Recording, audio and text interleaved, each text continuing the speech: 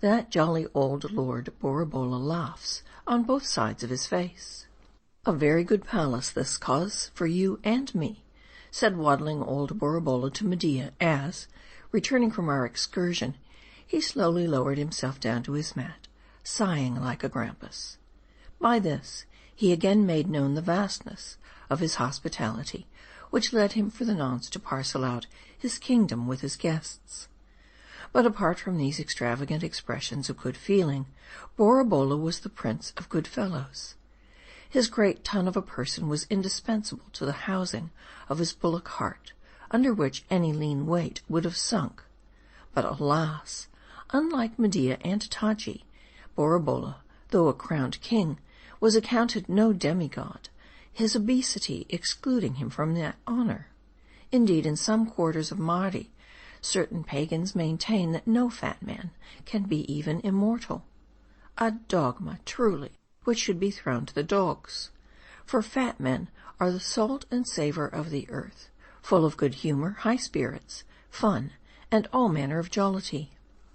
Their breath clears the atmosphere, their exaltations air the world.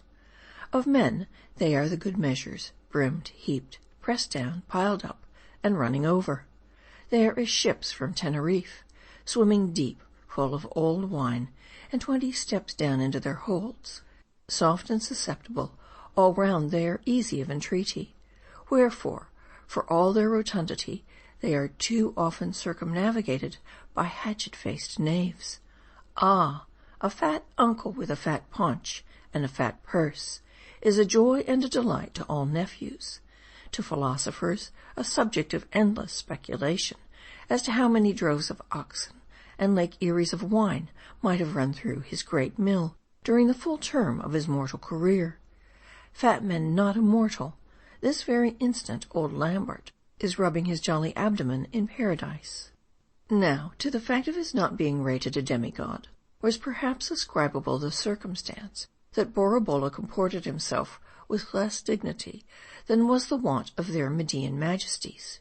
And truth to say, to have seen him regaling himself with one of his favorite cuttlefish, its long snaky arms and feelers instinctively twining round his head as he ate, few intelligent observers would have opined that the individual before them was the sovereign lord of Mondolo. But what of the banquet of fish? Shall we tell how the old king ungirdled himself thereto? How as the feast waxed toward its close, with one sad exception, he still remained sunny-sided all round, his disk of a face joyous as the south side of Madeira in a hilarious season of grapes? Shall we tell how we all grew glad and frank, and how the din of the dinner was heard far into the night? We will. When Medea ate slowly, Borobola took him to task, bidding him dispatch his viands more speedily. Whereupon said Medea, "But Borobola, my round fellow, that would abridge the pleasure." "Not at all, my dear demigod. Do like me, eat fast and eat long." In the middle of the feast a huge skin of wine was brought in, the portly peltry of a goat, its horns embattling its effigy head, its mouth the nozzle, and its long beard flowed to its jet-black hoofs. With many ceremonial salams, the attendants bore it along, placing it at one end of the convivial mats, full in front of Borobola, where, seated upon its haunches, it made one of the party. Brimming a ram's horn, the mellowest of bugles, Borobola bowed to his silent guest, and thus spoke: "In this wine, which yet smells of the grape, I pledge you my reverent old toper, my lord Capricornus. You alone have enough, and here's full skins to the rest." "How jolly he is," whispered Medea to Babbalanja. "Aye, his lungs laugh loud, but is laughing rejoicing." "Help, help," cried Borobola. "Lay me down, lay me down. Good gods, what a twinge!" The goblet fell from his hand, the purple flew from his wine to his face, and Borobola fell back into the arms of his servitors. That gout, he groaned. "Lord, Lord, no more cursed wine will I drink." Then at 10 paces distant, a clumsy attendant let fall a trencher. "Take it off my foot, you knave." Afar off, another entered gallanting a calabash. Look out for my toe, you hound. During all this the attendants tenderly nursed him, and in good time, with its 1,000 fangs, the gout fiend departed for a while. Reprieved, the old king brightened up, by degrees becoming jolly as ever. Come, let us be merry again, he cried. What shall we eat, and what shall we drink? That infernal gout is gone. Come, what will your worships have? So at it once more we went. But of our feast little more remains to be related than this, that out of it grew a wondrous kindness between Bораbola and Jarl. Strange to tell, from the first our fat host had regarded my Viking with a most friendly eye. Still stranger to add, this feeling was returned. But though they thus fancied each other, they were very unalike, Bораbola and Jarl. Nevertheless, thus is it ever.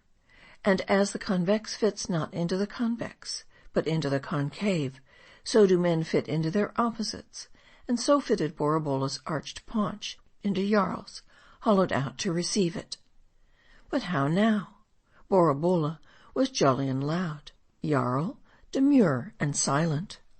Bораbola was a king, Jarl only a Viking. How came they together? Very plain to repeat, because they were heterogeneous, and hence the affinity. But as the affinity between those chemical opposites, chlorine and hydrogen, is promoted by caloric, so the affinity between Bораbola and Jarl was promoted by the warmth of the wine that they drank at this feast. For of all blessed fluids, the juice of the grape is the greatest foe to cohesion. True, it tightens the girdle, but then it loosens the tongue and opens the heart. In sum, Bораbola loved Jarl, and Jarl, pleased with this sociable monarch for all his garrulity, esteemed him the most sensible old gentleman and king he had as yet seen in Mardi. For this reason, perhaps, that his talkativeness favoured that silence in listeners, which was my Viking's delight in himself.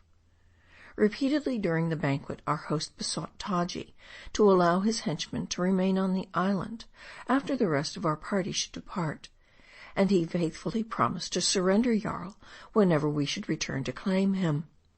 But though I harboured no distrust of Borabola's friendly intentions, I could not so readily consent to his request, for with Jarl for my one only companion, had I not both famished and feasted? Was he not my only link to things past? Things past, ah, Yilla! For all its mirth, and though we hunted wide, we found thee not in Mondolo. End of chapter 95.